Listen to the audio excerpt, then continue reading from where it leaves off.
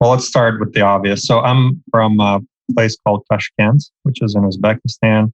It's part of the former Soviet Union. When I meet people these days, I tell them I'm from Russia just because it's easier than that long-winded.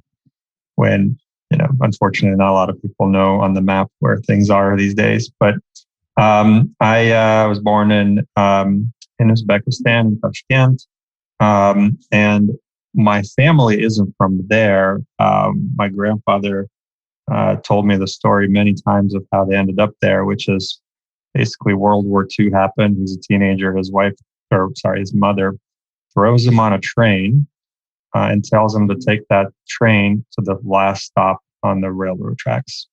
And the final stop in the Soviet Union on that railroad track that he was on, he couldn't go any further, was Tashkent, which was like the outpost. So these days I tell people, imagine taking the Amtram or whatever to wherever the hell it drops you off outside of Seattle. That's kind of where he went to get away from the front. And he grew up and started a family there. And others had a similar story of just trying to run away, get away as far as they could. Interesting spot to be brought on. It was my childhood, so I didn't know anything different. But around when I turned 10 or so, we immigrated to the United States. My upbringing was pretty low key. We're from a small little suburb, I guess you could call it like that, for those that understand what I'm talking about, and kind of all moved out here.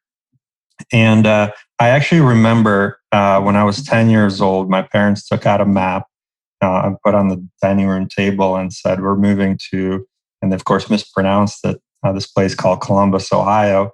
And the cool fact about it, it's the 14th largest city in America. And I'm like, oh, cool. We're going to go to Chicago. We're going to go to Vegas. We're going to go to LA. Like, no. I think it's here. Or no, I think it's here. They're like trying to point on the map where it is. Yeah. And my friends these days, I tell them, it's like, can you name the 14th largest city in China? It's like your parents telling you, hey, we're moving to China. It's the 14th largest city. We're like, oh, we're going to Shanghai, right? Like everyone says. Yeah. So we ended up in Columbus. I remember landing here, seeing the CMH airport and that funny little squiggly, the design that they have out there. And started here, went to middle school, high school, and then eventually Ohio State University. Ilya, let me just jump in for a second before we get too far down the path, because right away I'm curious, this 0 to 10. I mean, just taking the train, last stop, obviously those are formative years, but very early childhood years too. Your early childhood, though, pretty unique.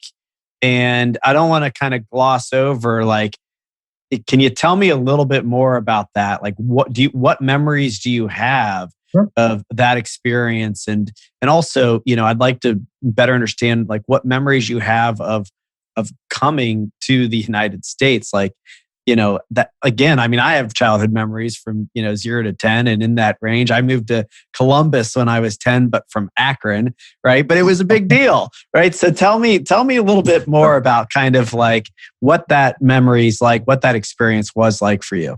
Yeah, respect the journalism here. Dig into the stories. Yeah, I did gloss over that. So we're Jewish, and we were certainly the minority in Tashkent. It was a highly Muslim country, which, by the way, took everyone in as their brothers and cousins. Kind of one of those magical places where folks are friendly with, regardless of the background.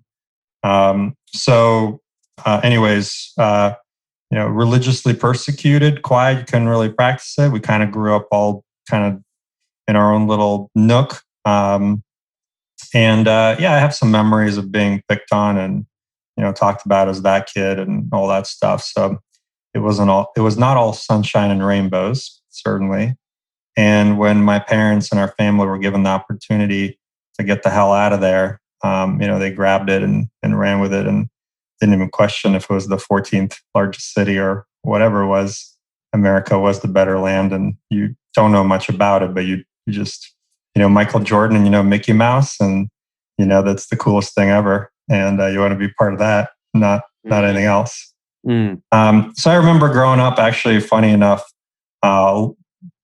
having these black market VHSs of Michael Jordan and the Bulls playing. And that was like the coolest thing ever.